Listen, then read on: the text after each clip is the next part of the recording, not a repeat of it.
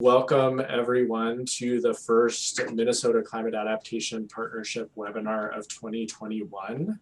This is coming a couple of months after a great online conference we had in January, if anyone was able to attend that. My name is Joel Larson. I am the Associate Director of the University of Minnesota Water Resources Center. For those of you who might not be familiar with MCAP, MCAP is a multi-sector collaboration working to increase climate resilience in Minnesota, and it's hosted here at the Water Resources Center, but with the contributions of quite a few folks from across the state and at the university as well. So it is my pleasure to introduce Nick Jordan, who will be presenting this afternoon on climate solutions from continuous living cover agriculture. Nick is a professor of agronomy and plant genetics here at the University of Minnesota. He is an agricultural ecologist and a resident fellow of the university's Institute on the Environment. He does collaborative research and public engagement to advance diversification in agriculture using a wide range of research methods. Don Wyse, who also works with Nick at the Forever Green Initiative, isn't able to make it today, so Nick will be presenting in his place. Before I hand things over to Nick, just a couple of logistical announcements. For this webinar, Nick will be talking for about 30 to 45 minutes, and then we'll spend the remainder of the time in a Q&A session.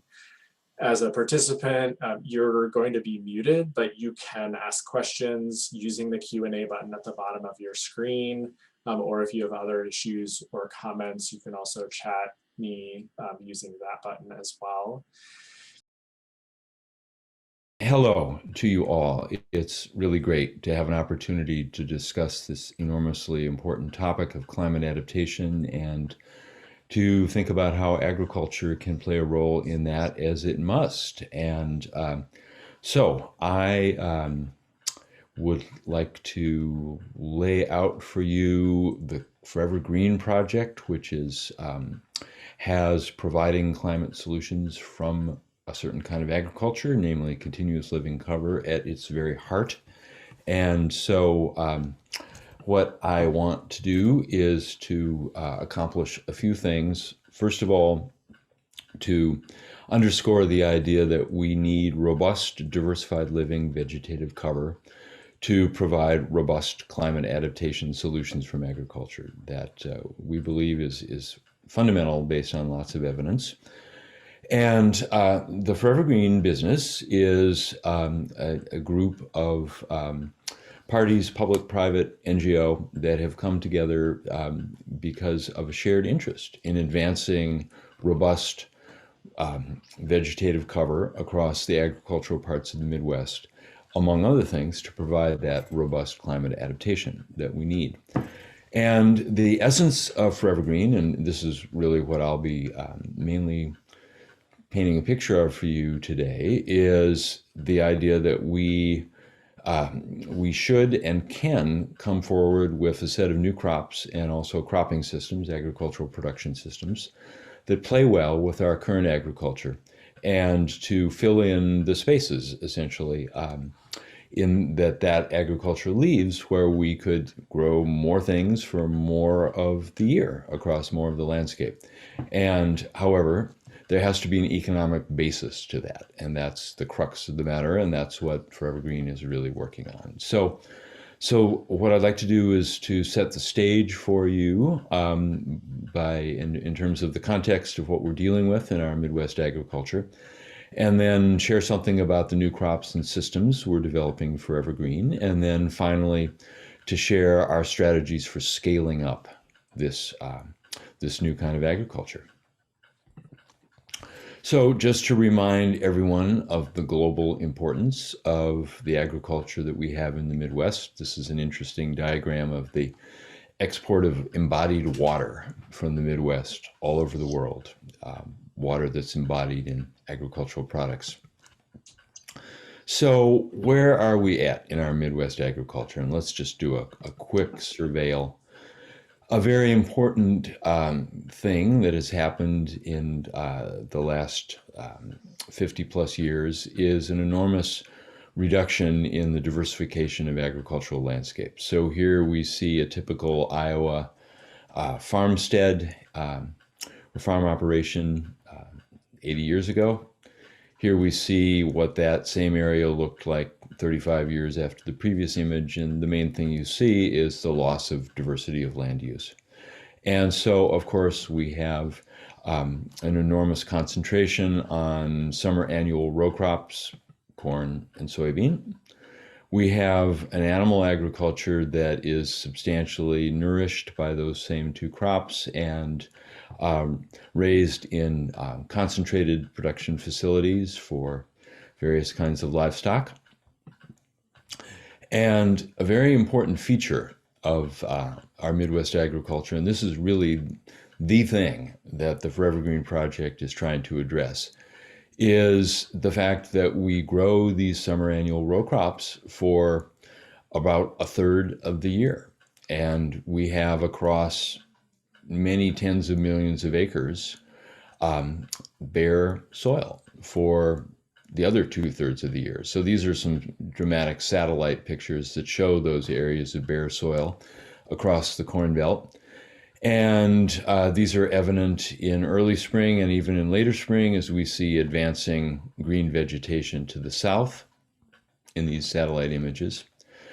And the bare soil that's evident from this remote sensing technique persists into the later spring and even into early summer.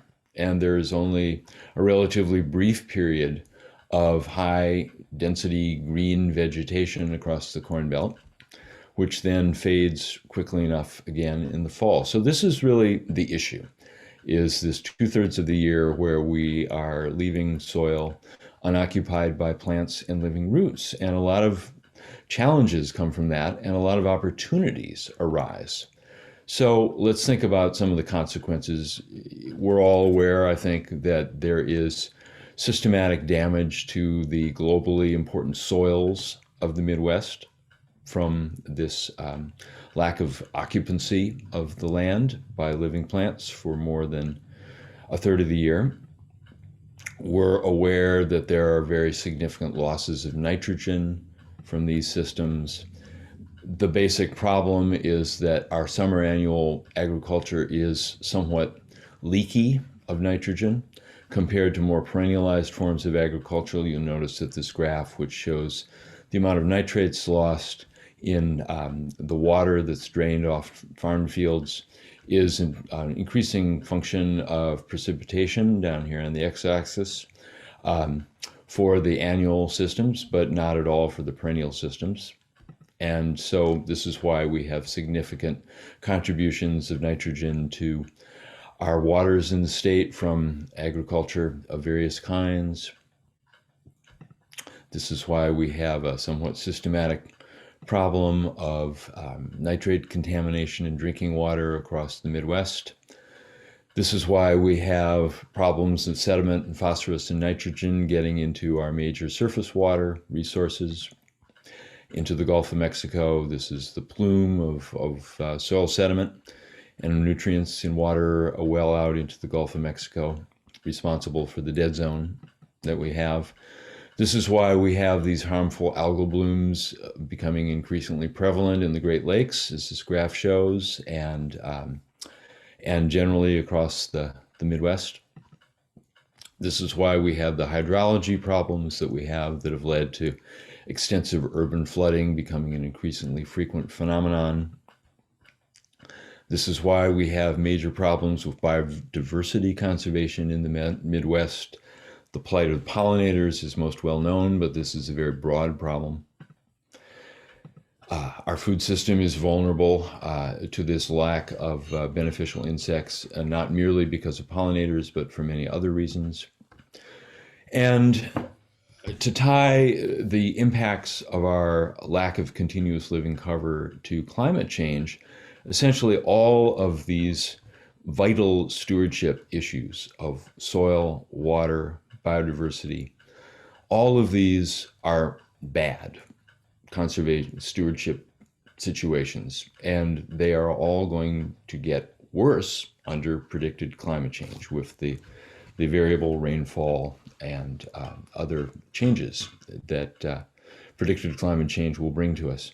So addressing this lack of continuous living cover in Midwest agriculture is really a very important thing to take on.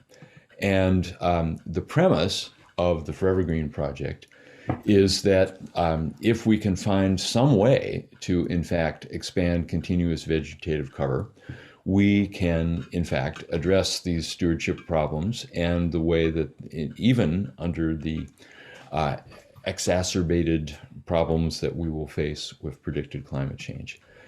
And there's a great deal of scientific evidence behind that premise, but I'll share just an interesting, recently published example in this paper that came out about a month ago. And this is actually not even increasing continuous living cover. This is just moving it into the places where it will have the largest impact on water. And so what these folks did is, on the scale of a large watershed in the Chesapeake Bay watershed, a hotspot watershed that contributes disproportionately to the water quality issues in the Chesapeake, they showed that if we were to relocate existing cropland, annual cropland, to level fertile ground and put hayland elsewhere without actually changing the amount of cropland versus hayland, that relocation, putting things in the right places by itself, has dramatic effects on water quality. And the problem is how, in fact, to monetize this continuous living cover. How do we make this economically feasible? It is very clear that public subsidies alone cannot achieve continuous living cover. We cannot publicly subsidize farmers to, say, grow cover crops on a sustainable basis year after year to move the needle on water and these other problems. We have to find some other economic basis to do this. We have to find some other economy for continuous living cover agriculture. And that's what the Forever Green Project is all about. So that economic pathway, we think importantly, comes from the commitments that global agricultural players are making to do what they can to support climate adaptation, climate mitigation, and stewardship of soil, water, and wildlife. And so we have Cargill making important commitments. We have General Mills, we have Walmart, who is committed to 50 million acres of restoration and regeneration, not to be outdone. And so the implication is that these market players see changes in both the needs and wants that the public have, and are responding by that to essentially create pressure to develop regenerative and climate-smart agriculture. So responding to those market players, working with those market players to help them meet their goals through continuous living cover agriculture, that is the most important market-driven pathway that Forever Green is pursuing, and we think it could be a very major one. So essentially what we're trying to do is to couple economic and environmental development in our agriculture in the interest of climate adaptation. And to furthermore move a diversified form of agriculture into a role that it can and must play, we think, and that is a leading provider of climate adaptation to society. So not just making farm production itself adapted to variable climates, although that's very important, but also agriculture as a major user of land and water. It is able to help society as a whole deal with issues. So, for example, urban flooding. Agricultural land use can and must change in order to help us manage risks of catastrophic urban flooding. So this is really what Forever Green is all about, is coupling economic and environmental development in the interest of climate adaptation. So the Forever Green Project is all about finding and taking market-driven pathways to climate adaptation from agriculture. And as I mentioned at the output, the heart of the matter is finding these new winter hardy and perennial crops that enable us to find an economic pathway to regenerative and climate smart agriculture. And necessarily, these are crops that augment the agriculture that we have already. That agriculture is not going anywhere soon. And so, what we need to do is to build around it. And we see tremendous opportunity to do that. And that is the whole logic of Forever Green.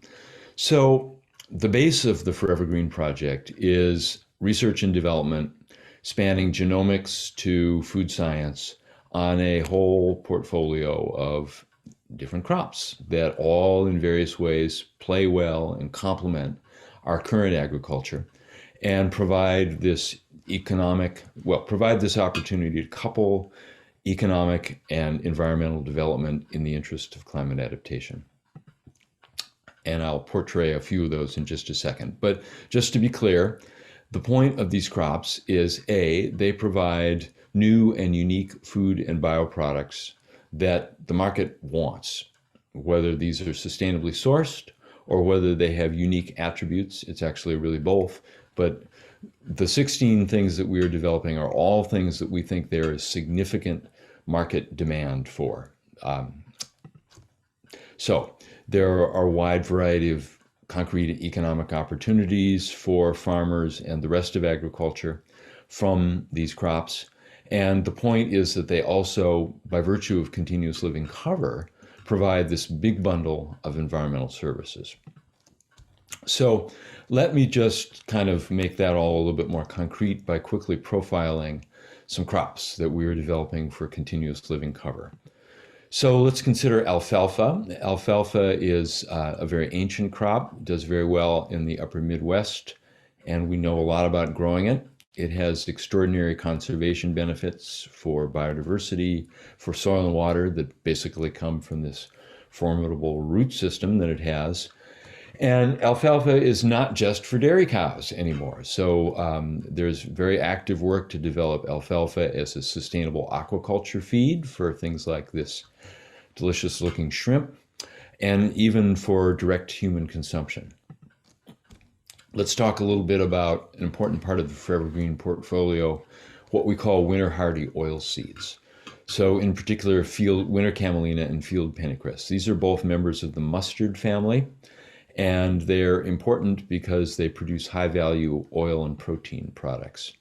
And they give us a very interesting opportunity, which is to grow essentially two crops in a single annual season because they combine well with soybean and our other crops into systems that enhance our basic production while reducing greenhouse gas emissions, providing this big bundle of other conservation benefits, and having a number of other virtues. So the point is that these very much, just like alfalfa, provide a market-driven pathway to soil health and water quality under the duress of climate change. So just to give you a feeling for emerging markets for oil and protein from these winter hardy oil seeds, there's this whole revolution of plant-sourced proteins. It's very important as a climate solution. These are excellent sources of those proteins, and increasingly the companies that are producing and marketing these crops want appropriately the protein to be sustainably sourced. And so this is where there are real advantages between say soybean, which is a fine source of plant protein, but it's not particularly sustainable in its sourcing compared to the winter hardy oil seeds.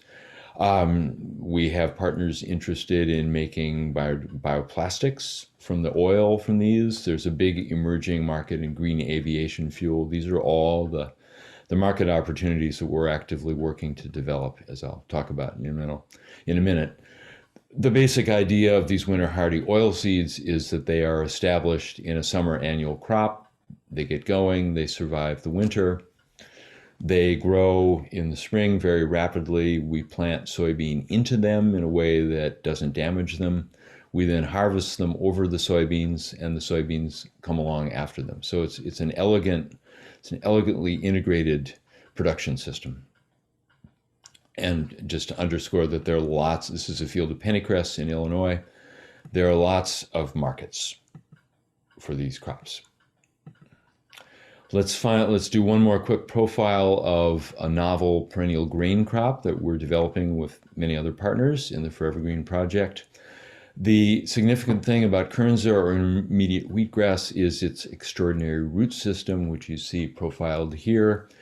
You can see that this root system compared to regular annual wheat is really quite the force of nature. It has excellent ability to improve the health and quality of soils, to store water, to buffer very large rainfalls without excessive runoff, to hold very tightly onto nitrogen to avoid emissions of the very powerful greenhouse gas nitrous oxide.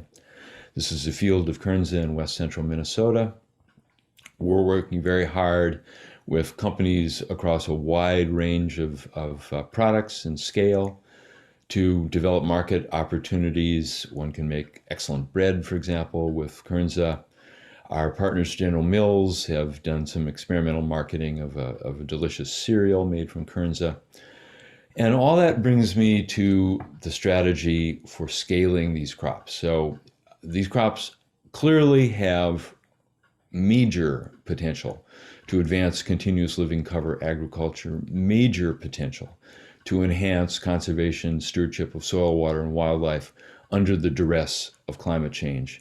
But the markets, the actual opportunities for farmers to grow these must be developed. The economic basis of scaling these crops must be developed. That's the cutting edge of the Forever Green project. We are very intentional about how we scale.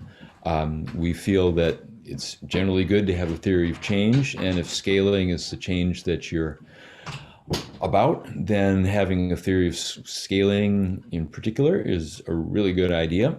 And so I'm going to lay out what that is for you. These are the 6 or 7 crops where we are really focusing our scaling efforts at this point.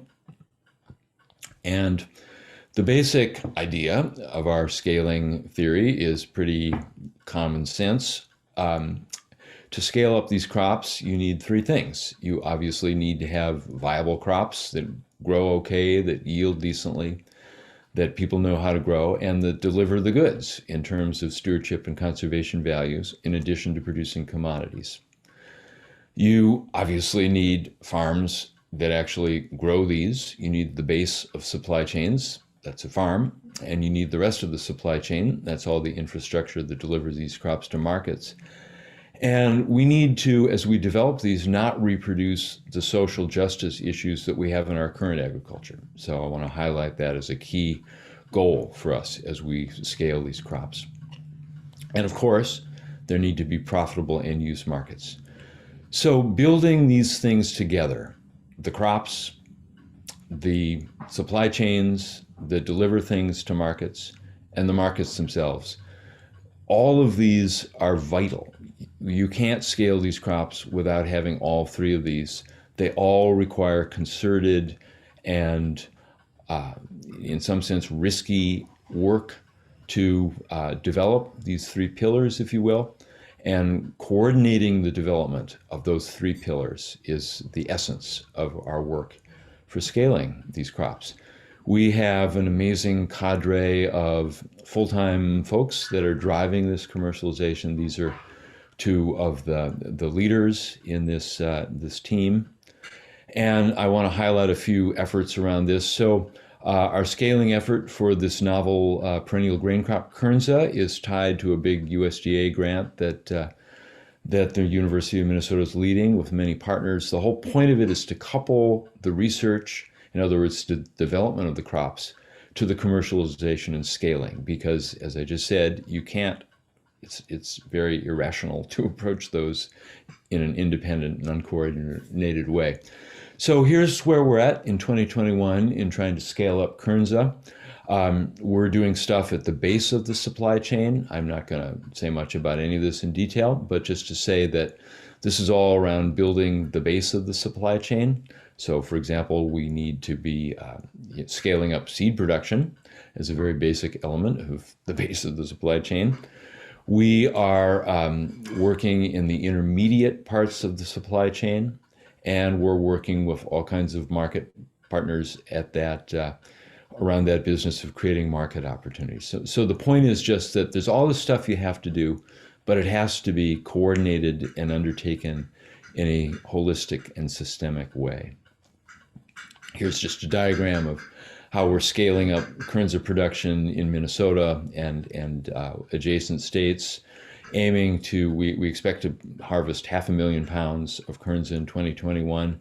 That's the kind of quantity that you need to work with a General Mills, with the Cargill, with the kind of major end users to start getting these crops into their systems. That's critical to building the supply chain. That's critical to building the markets. We're very concerned, as I mentioned, about social justice aspects of this.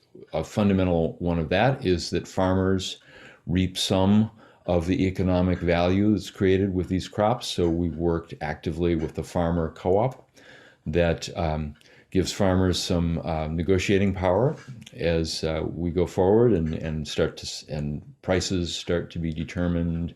The economics of these supply chains start to be worked out. It's key that farmers, again, get some share of the value pie in that. That requires some organization at that end. That's the point of the co-op. And so just to give you a feeling for the dynamics of our supply chain development recently, we're working with some pilot companies that have won some prizes for entrepreneurship in the food and ag space. As I said, we're scaling up the actual seed supply. We are working with various partners to solve key technical questions that end-use markets have about kernza. We are starting to work with supply chain intermediaries such as Healthy Food Ingredients that supplies sustainably sourced things to General Mills. And there's all kinds of entrepreneurship that's popping up, and we're working very hard with all of these kinds of market outlets to scale up demand for kernza. Here's a little bit more about our work with the winter hardy oilseeds, again, driven in this case by another one of these big USDA grants to couple research and commercialization, this time around the winter hardy oilseed pennycress. So we're engaging with a whole bunch of folks, again, systematically across the base of the supply chain, the intermediate parts of the supply chain, and end-use markets. And just to give you a sense of the partners ranging from local scale to global scale. This quote from a bioplastics developer gives you a feeling for the kind of scale that these kinds of players need to start really taking these crops seriously. So scaling up the base of the supply chain to have something for these players to work with. That's the sort of, that's a vital intermediate goal for our scaling work. We're trying to do the same for the other winter hardy oilseed, winter camelina. We're now in the very painful end game of a very large grant proposal to apply what we've learned from from kernza to winter camelina. We are actively distributing in our market development work samples of products all over the place to all kinds of entrepreneurs at various scales. And I want to emphasize that we're working with very local, small-scale enterprises, and again, we're working with these global players. We're engaged with something called the Midwest Row Crop Collaborative, for example, that involves a bunch of globally significant environmental NGOs, Nature Conservancy, World Wildlife, EDF, as well as these market players like Kellogg's and PepsiCo, and these players like Bayer, that's former Monsanto, that's involved on the input side in supply chains. Working with a similar collaborative of global companies based in Minnesota called MBOLD. MBOLD membership includes these folks. So the point is that these players are very interested in how they can help bring forth climate adaptation from agriculture. They further recognize that continuous living cover agriculture is fundamental to delivering climate adaptation at scale. They want to be part of making a difference. And to do that, though, one has to engage them systemically in this project of growing markets, growing supply chains together. So again, I'll remind you of the three pillars: the crops, the farms, the supply chains. So our specific strategy is to create what we call clusters of these crops that enable us to carry out, to pilot supply and value chains. So these involve a cluster of farms that are growing one of these forever green crops. The point is that they get us away from here a farm, there a farm, to having a group of crops that attract the interest of folks downstream from the farm in the supply chain to begin to do their own due diligence around how they bring these new crops into their product lines, into their supply chains. It also incentivizes investors in environmental benefits. So the numerous parties that are interested in financing regenerative and climate smart agriculture, financing climate adaptation from agriculture, and also payments for environmental services. It manages the big chicken and egg problem. You need both the base of a supply chain and the end of it. You need both supply and demand. And it manages the risk that everyone bears. And it provides vital feedback back to R&D. And so we're working in the state of Minnesota in these three concentrated areas to develop clusters of multiple crops and sort of work with these regions around their own sustainability goals, where they want to be in the future, particularly around climate adaptation. We are starting many of these pilot supply chain. We expect to have about a dozen of them across the upper Midwest next year. There's an enormous learning opportunity for these, and I want to highlight one of these to give you a sense of the scale that we're working on. So one of our projects is in central Wisconsin, in the area that historically has been called the Clover Belt. We are working with the group there that's interested in making their whole landscape more regenerative and climate smart. Specifically, this is a farmer-led watershed conservation group called EPIC that is a remarkably energetic and visionary group of people. We're working with EPIC to really think about how do we go from our current mix of land use to a different one that enhances both climate adaptation and stewardship of other things. We are interested in putting more grassland agriculture, that is one of the Forever Green projects as well, in the places where it works and adds value, but also other continuous living cover crops across a whole landscape.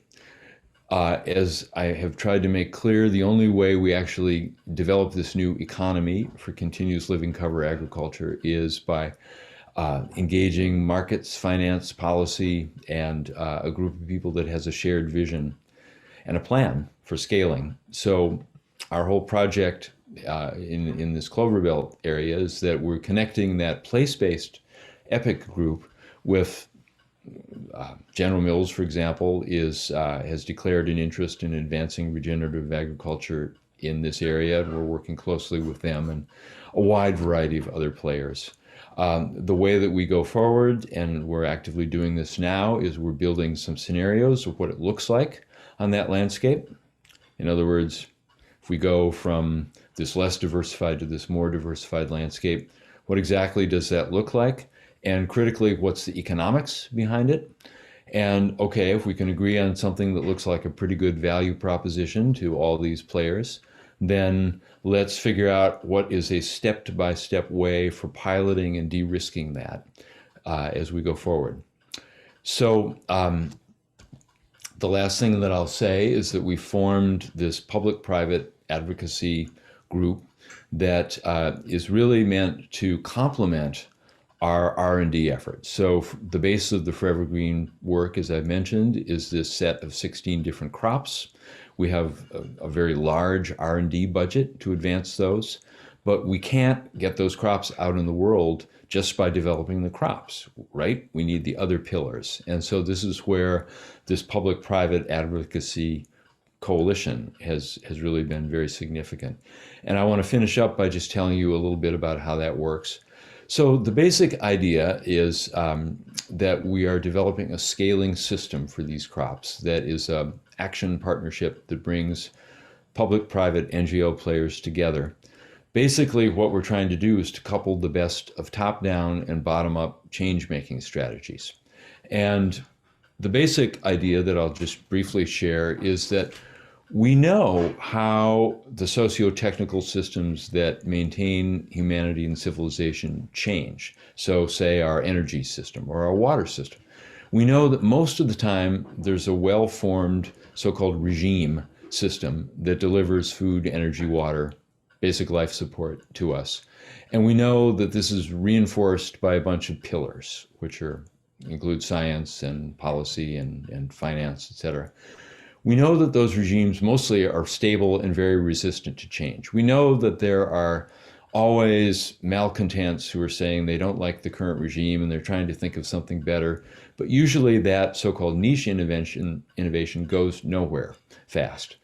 But we also know that sometimes the surrounding world puts pressure on the existing regime. And by landscape, we don't just mean a physical landscape, but the economic, cultural, policy, cultural, public opinion landscape puts pressure on the regime. That is exactly what's happening to our food system now, as the reality of climate change and the reality of our conservation challenges around soil, water, and wildlife anyway, let alone climate change, becomes evident. That's why Cargill, that's why Walmart, that's why General Mills, that's why PepsiCo, that's why Unilever, that's why all of these companies are saying, okay, we need to evolve.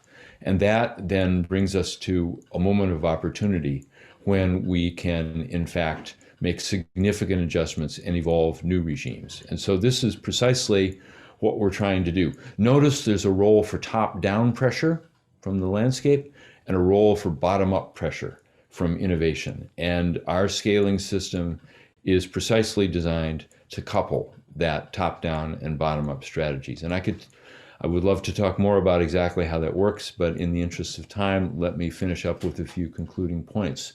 So concluding point one is that we have many options for advancing a robust and diversified continuous living cover agriculture in the Midwest.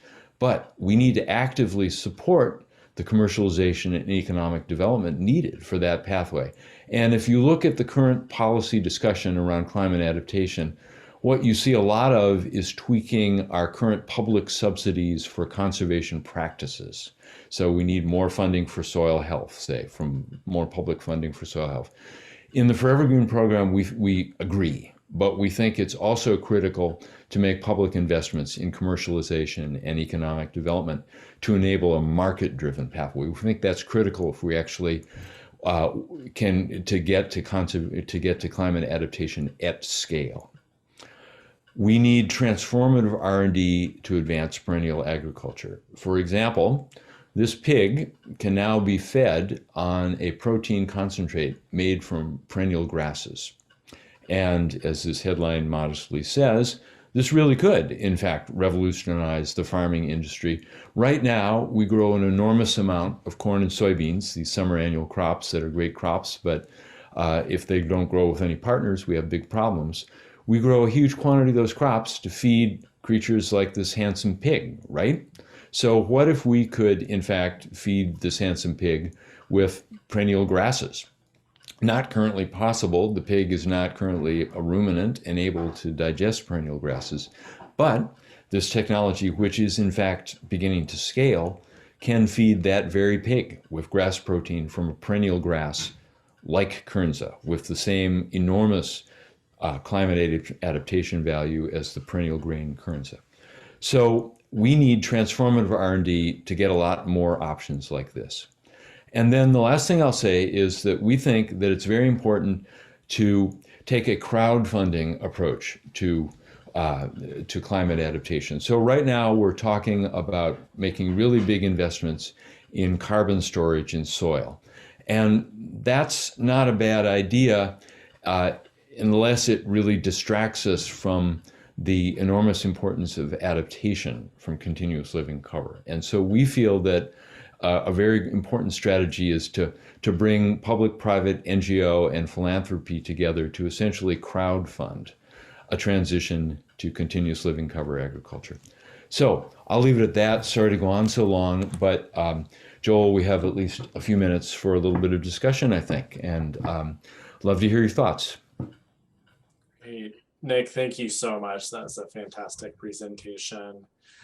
So just so folks know, feel free to add your questions in that little Q&A button down at the bottom. We have one in there right now, which I think I'll add and expand on a little bit, but can you please define the Midwest? Sometimes I see maps where the Midwest is comprised of many states beyond what I think of as in the Midwest.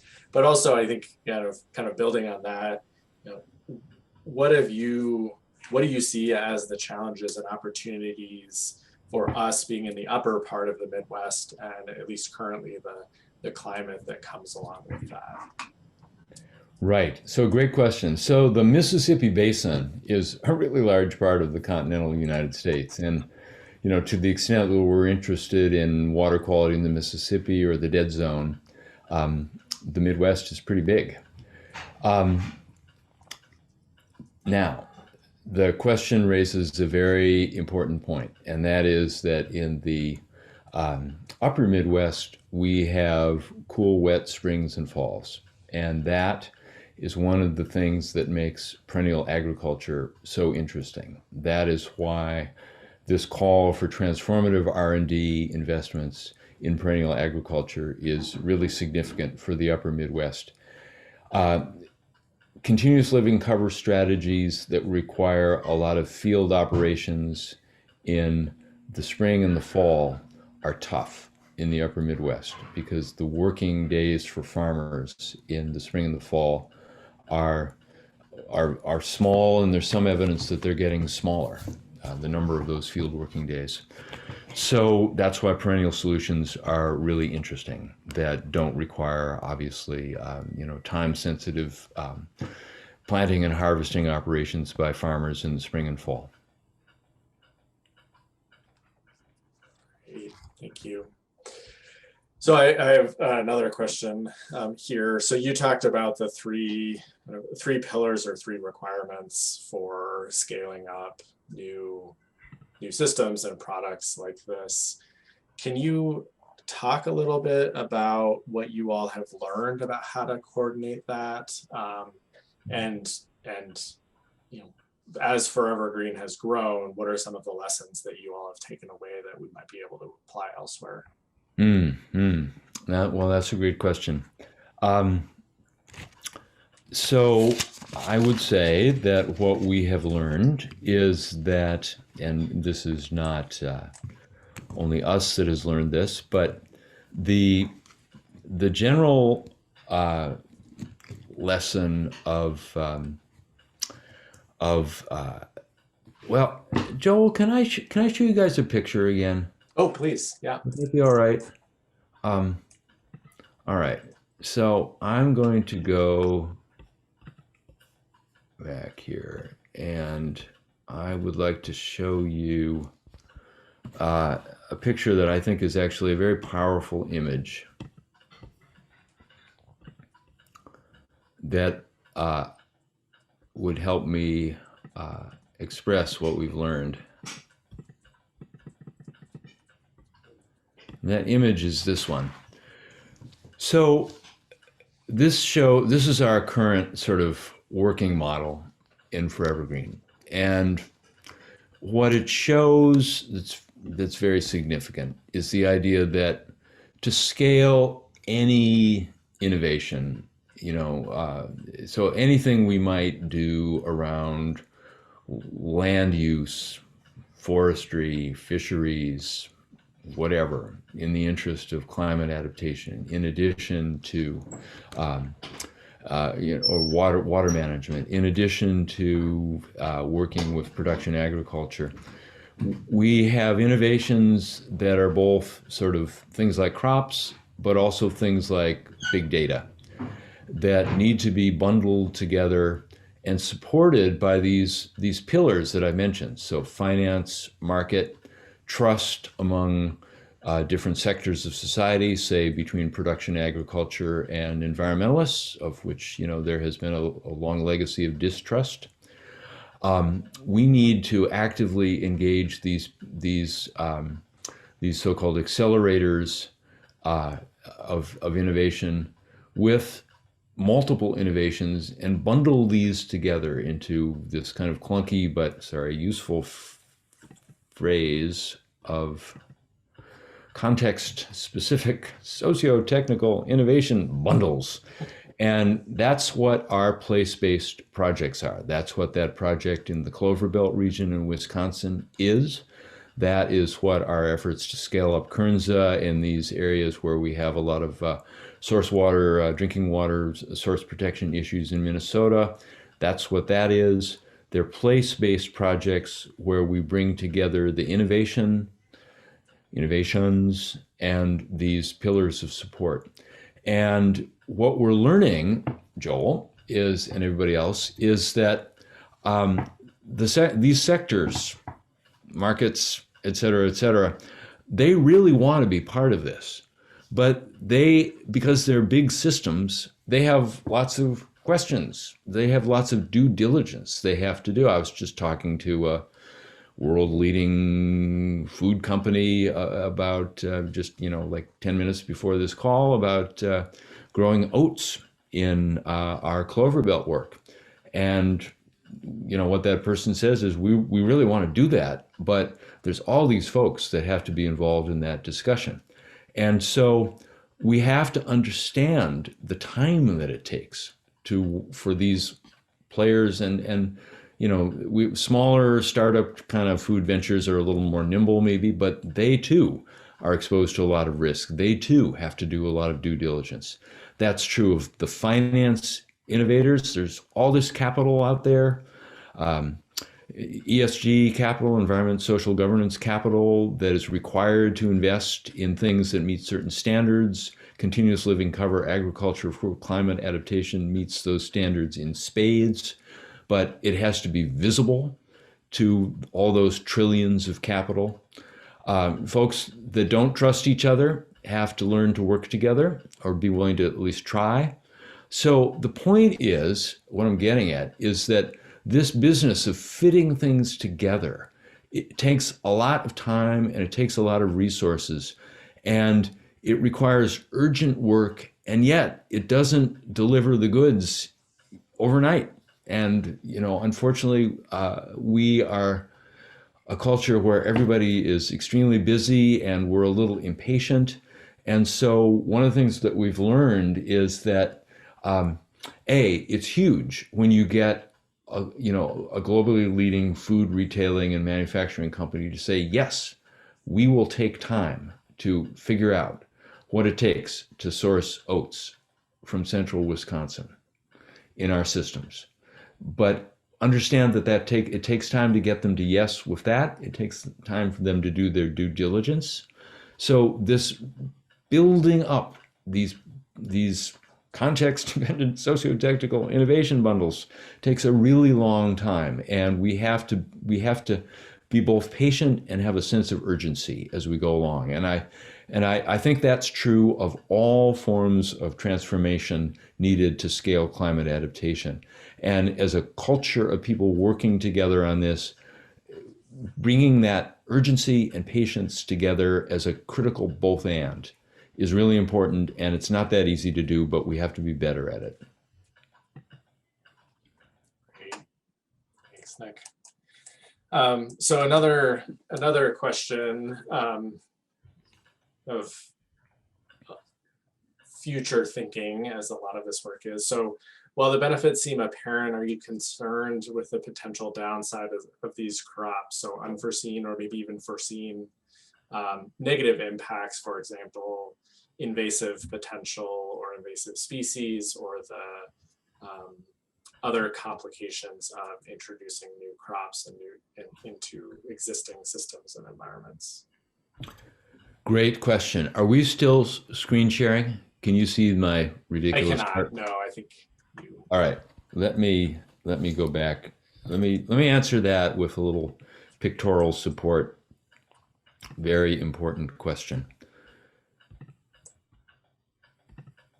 So I'm not going to page through the whole darn thing again, but notice that we have monitoring as one of the key transformation accelerators. It is to respond to the question. It is vital that we anticipate and monitor the downsides because we know that no socio-technical innovation bundle is going to be nothing but good. We know there are trade-offs, and we know there are unintended consequences such as biological invasions. There are also unintended consequences such as reproducing the current social inequities we have in our agriculture. We must monitor these things, and we will not sustain trust without monitoring. So in the Forever Green Project, anticipating and monitoring those consequences is a very important part of our model. And it takes resources and time.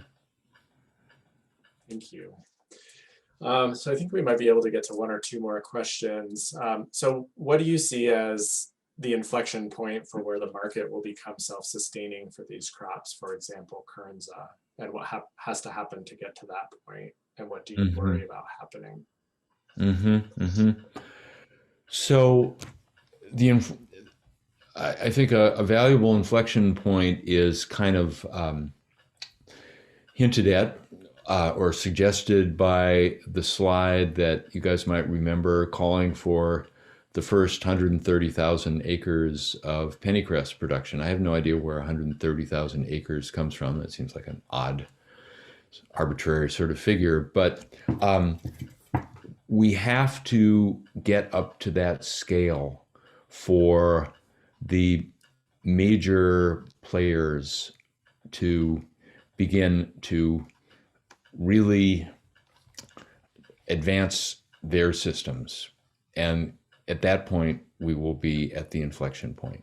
And so getting to that point is something that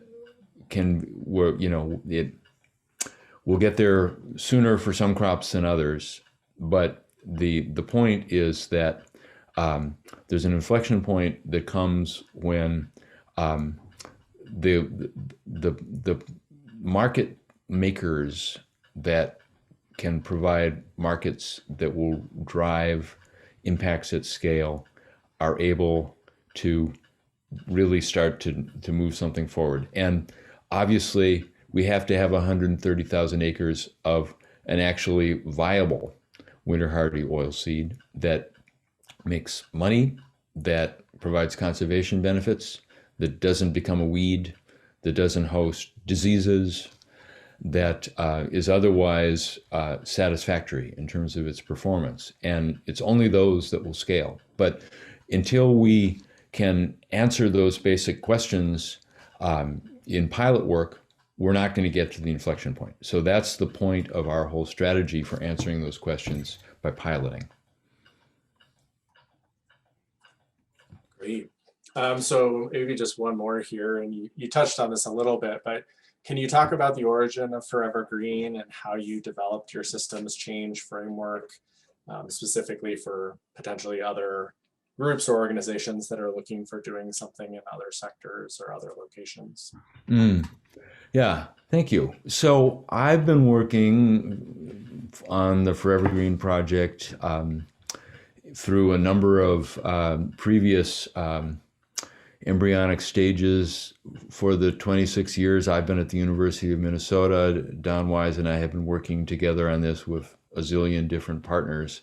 So the Forever Green project was actually named, I think, in 2013. It grew out of a very valuable existing project called Greenland's Blue Waters. And I would say that our whole theory of scaling has evolved along with us in a rather slow process because just as everybody else is trying to figure out what we need to do to actually advance genuine sustainability transitions, we are figuring that out in food and agriculture. And so we have had to draw on insights that came from the development of renewable energy, for example. Renewable energy has gone through a scaling process that was long and painful, is arguably at an inflection point. And so there's a lot to learn from. But we didn't figure out much of it ourselves. We drew on the experiences and thinking of others. Great. Well, Nick, I think we're going to wrap up there. I want to express another appreciation for you coming to present today. I know there's a lot of folks that have been interested and been following Forever Green, and the work that you all do is an inspiration and a model for us. So thank you for that.